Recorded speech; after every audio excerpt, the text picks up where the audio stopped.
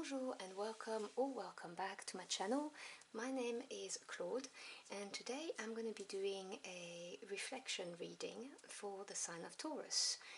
I believe that when the winter solstice arrives, you know, this time of year, mid-December towards the end of December, it's a very nice time to pause and reflect on what the year has tried to teach us and what our next steps should be for the following year. So let me see what I've got for you, my Taurus readers.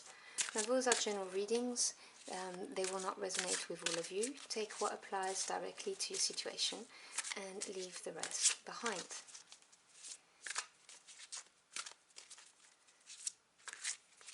So what has this past year tried to show us for the sign of Taurus?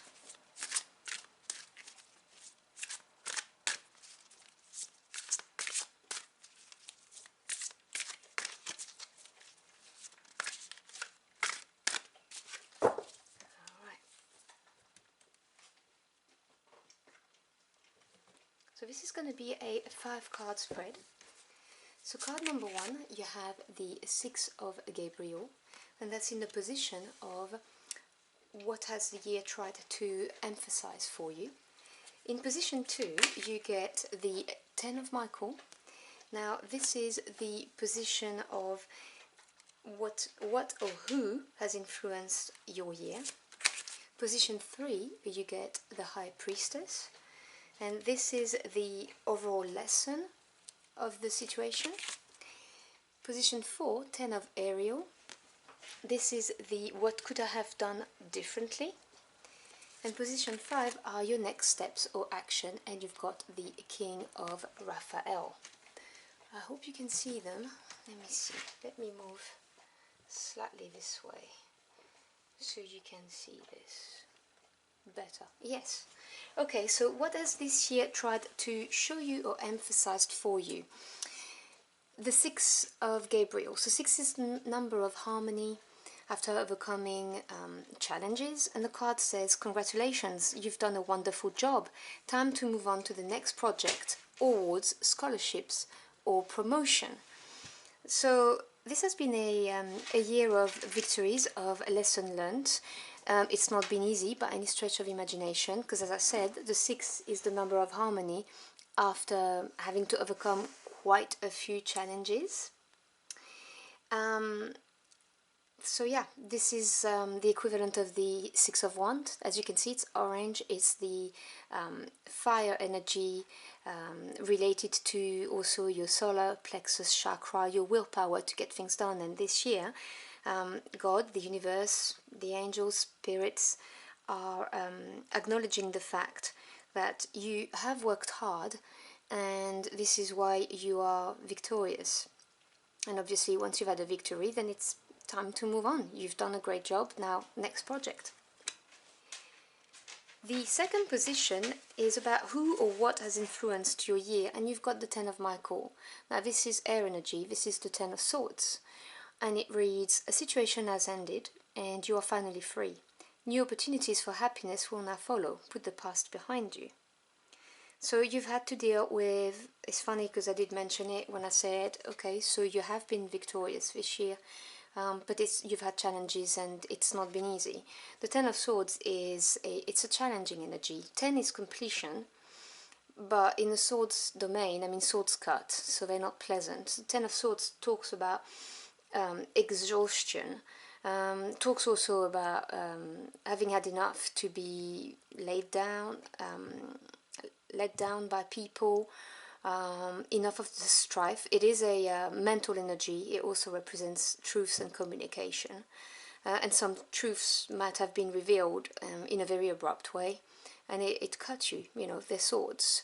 And so this has had a huge impact on your year, generally speaking. But as I said, it talks about new opportunities for happiness and putting the past behind. So whatever this has been, whether it was a situation or somebody, the message is, it's done, it's dead, it's gone, move on, don't even give it a second thought. In the third position, which is the overall lesson, you have the High Priestess. Now this is Major Arcana. In this deck, she's represented by Archangel Haniel, and the card reads powerful psychic insights, reflection and meditation that provides valuable information, be at peace. So the High Priestess is a major energy on your life path because she's Major Arcana. So it's a more permanent energy, and she incarnates wisdom, but wisdom through her intuition. She channels messages between the spirit world and the physical world, and she listens to that guidance that she gets. So it's like listening to the little voice in your head, your subconscious, your higher self talking to you, you know, keeping your eyes peeled for synchronicities. And so because it's in the position of the overall lesson, I am getting the message that you have learned to trust yourself, to trust that gut feel, to trust the signs that you see, the inner voices, you know, your spirit teams, the little signs they leave for you. You've learned to trust them, to see them and trust them. So it's been a big development for you on a spiritual level and on a personal level as well. You know, that leap of faith to just trust. It's not easy to do when you trust your intuition now. And this is a powerful skill to have. Then in position 4, which is what you could have done differently, you get the 10 of Ariel. So you get 2 10s in these readings, which are, you know, they indicate completion, end of cycle. The card reads, there is so very much to be grateful for. Financial success and the promise of retirement, a rich and rewarding family life. So this is the 10 of Pentacles, and it's, you know, the card of legacy, really.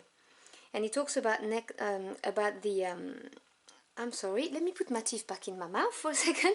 It talks about what you could have done differently. And so this is the card that talks about family, legacy, inheritance, and the message I'm getting is maybe you could have leaned on your family a bit more, accept their help, because, you know, you've got it all. The family's here, you're stable, you have a rich and rewarding family life, and they would have been there for you. And sometimes, you know, we're so hell-bent on trying to do it all on our own that we don't even see when people come up and are here for you to help you.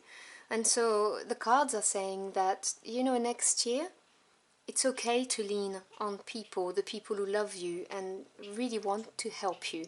It's all right to not doing it alone all the time, because you've got a very good stable family circle, and it doesn't have to be the family that you have biologically. It can be the family you've chosen, as in your friends, the people you trust. So not going it alone is what, you know, you could have done differently, and definitely a bit of advice that you can carry with you for next year. And in the final position, which is your next step, you have the King of Raphael. Now this is the King of Cups. It's green energy for the heart chakra. Warm, generous, honorable, refined. Yes, it is safe to trust, the ability to accomplish many things at once. Follow your creative passions. So you see, I was talking to you about it's okay not to do it on your own, and you can trust other people and help you. And this year, you have learned to trust your intuition with the High Priestess. And the cards are telling you to build upon this and start 2022 with this acquired skill of trust. And just, you know, go with the flow. You're going to be feeling creative. It could be at work. It could be just in a hobby. You know, it could be a new adventure. And the cards are saying, trust your intuition, because this is going to be very positive for you. You will accomplish many things as long as you follow your passions, you know, what ignites you, and you trust, you know, that you are safe. So this is a very interesting card, because it's, to me, it's very exciting to think that I'm safe. I can try whatever I want and start something because I know I'm safe, and I know that I've got it in me to be able to accomplish whatever it is I want. So that would be for your next step. I will give you a final message, which was at the bottom of the deck, and it was Leap of Faith. How funny. I promise you I didn't know it was that. I've just lifted the deck. So this is the Fool, the Major Arcana, and is represented by Archangel Metatron in this card. Believe in yourself, listen to your heart, do what gives you joy. I couldn't have picked it better. This is exactly what I was telling you with the King of Cups, or the King of Raphael for 2022. So I hope you've enjoyed your journey through the cards with me, and that this has given you a few things to think about and reflect. I am wishing you a very happy holiday season, and thank you so much for stopping by. I'm very grateful for this. If this resonated with you, do let me know in the comment box below. I'd love to hear from you. I hope to see you again very soon. Until next time, au revoir.